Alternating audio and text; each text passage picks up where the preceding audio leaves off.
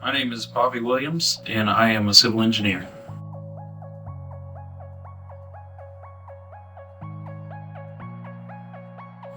So a civil engineer is nothing more than a problem solver for things outside.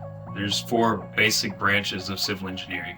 There's structural stuff, so guys that can design buildings or bridges. You've got soils, which are guys that can look at dirt, basically, and design foundations. Then you have water guys, and then there's transportation guys. Transportation guys are the ones that design roads, basically.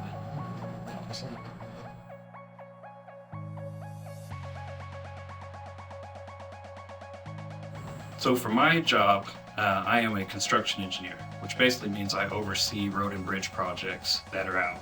So, it's usually highways, things like that.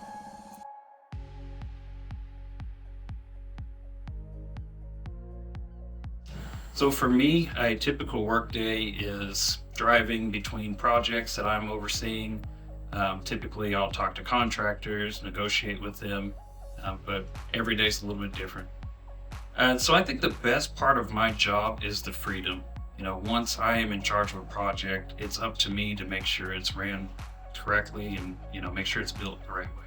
So I get to go out whenever I feel like it. If it's too cold outside, I'll stay inside. If it's a nice day, I'm driving out. The least favorite part of my job is probably dealing with really, really angry citizens that don't understand what we're trying to do for them. As you can imagine, construction projects are usually pretty tough and people don't really want to be around them, but we do our best to make sure everything goes the right way.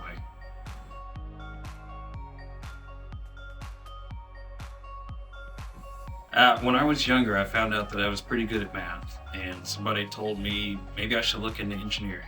Didn't know what it was, and when I started looking into it, I found out I was actually pretty good with it. So I just tried a lot of different things and stumbled onto civil, and it turned out to be a good move.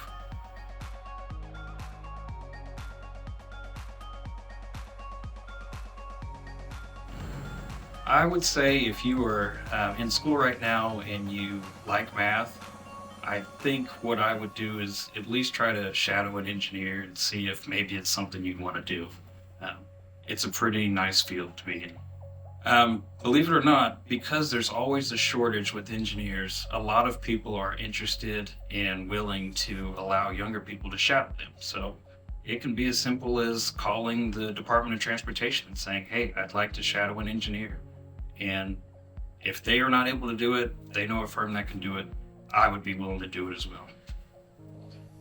If you want to be a civil engineer, I think if you're a high school student looking at courses, trig, geometry, maybe even a little bit of calculus is probably a good place to start to understand the math.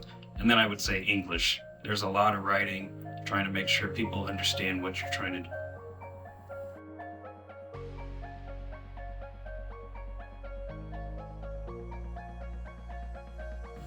So to be a professional engineer, it's got a whole bunch of steps, but for one, you need a 4-year degree in engineering from a university that's ABET accredited. ABET is nothing more than the Accreditation Board of Engineering and Technology.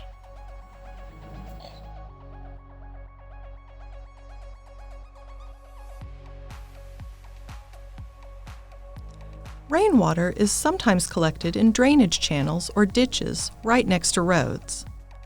As the water accumulates, it starts to flow. Water naturally moves from a higher elevation to a lower elevation. If the slope of the ditch is too steep or too shallow, civil engineers recommend placing concrete in the ditch to prevent the water from wearing away the dirt of the ditch. This is also known as erosion. We use the angle of elevation to determine if the ditch needs concrete. We can imagine a right triangle and use the elevation of the beginning of the ditch and the elevation of the end of the ditch segment to find the height of our triangle. We can then measure the horizontal distance.